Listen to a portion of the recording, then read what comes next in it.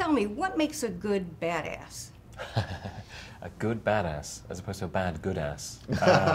I don't know. I think, you know, it's kind of a distillation of a lot of badasses that we watched, you know, growing up. A lot of the Kurt Russell performances, maybe even Lindsay Anderson's If, you know, Malcolm McDowell's first movie. Bit of Uma Thurman and Kill Bill thrown in there. I don't know. There's a certain kind of movie cool that we look to sort of thread through the character and have him kind of working on a different tempo to everyone else, I think. What happened? I got into a fight with some guys at school. I'll teach him some self-defense when he's feeling up to it. Well, what are you gonna do? Nothing bad.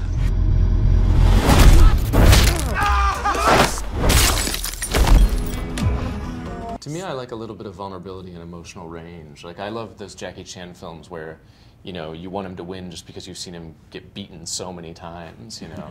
I always think that's what makes a good badass, you know. I don't a good action hero is always one that's limping at the end of the movie. Exactly. Exactly. Well, you had a few of those going. Yeah.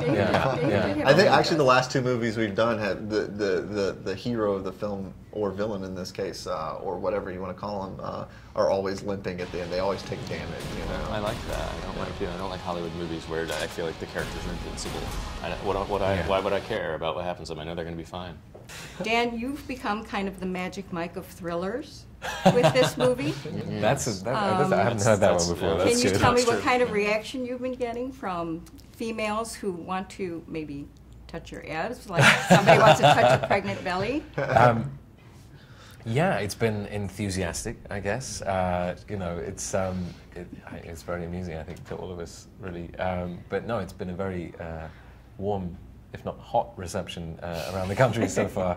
But yeah, that was kind of part of the fun of the film as well. And you know, in the context of the movie, that the shower scene is it's sort of a funny beat, really, objectifying David at that moment, and you know, sending Micah's character, you know, a little crazy. Mm-hmm. Well, yeah, I mean, because especially in horror films, you're so used to seeing the woman being objectified, you know. And this film, you know, what was the quote from the review yesterday that said that I relished in shooting Dan like a sexy car. Yeah. But that was true. I mean, like I really wanted to like sort of fetishize Dan, you know, during this movie, because you know that's what it's about. You know, it's about this character's charm and his, you know, and that sort of thing, and you know, so it was important. Kind of exploring the sort of movie bad guy paradigm as well, like why do we find these villains so sexy, and kind of really, you know, playing with the audience's sympathies, really. You know, this guy does a lot of very, very bad things in this movie, and yet when he steps out of the shower, you know, a lot of those thoughts go away, you know, briefly for a lot of people, and that in itself is kind of fun. Are you going to do it again? Get out of a shower? I hope so. Well, and bare your abs for the public? Bare my ab. We'll see. We'll see. We'll see what Adam and Simon throw at me next time. Yeah. The answer's yes. Maybe. We will show more next time. Besides being very dark and violent, there is a lot of funny stuff. Did you scare each other on set?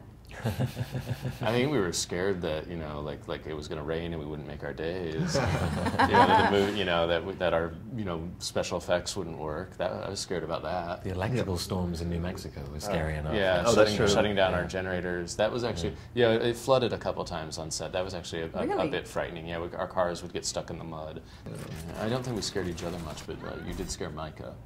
Yeah. Actually, yeah, the only time I've ever done a practical joke on set was on this movie, where there's a haunted kind of like little maze at the end, and instead of having like fake clowns in one of the room, we had like sort of a clown scary room, you know. Instead of having like fake ones, we actually had two guys just dressed up as clowns pretending to be mannequins.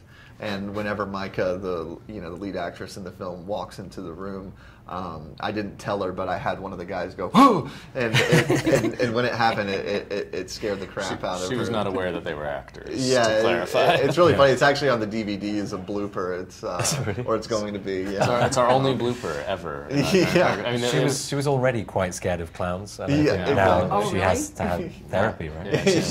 Yeah. Well, we'll see. Pending the outcome of a lawsuit, we can speak about that more. Wow.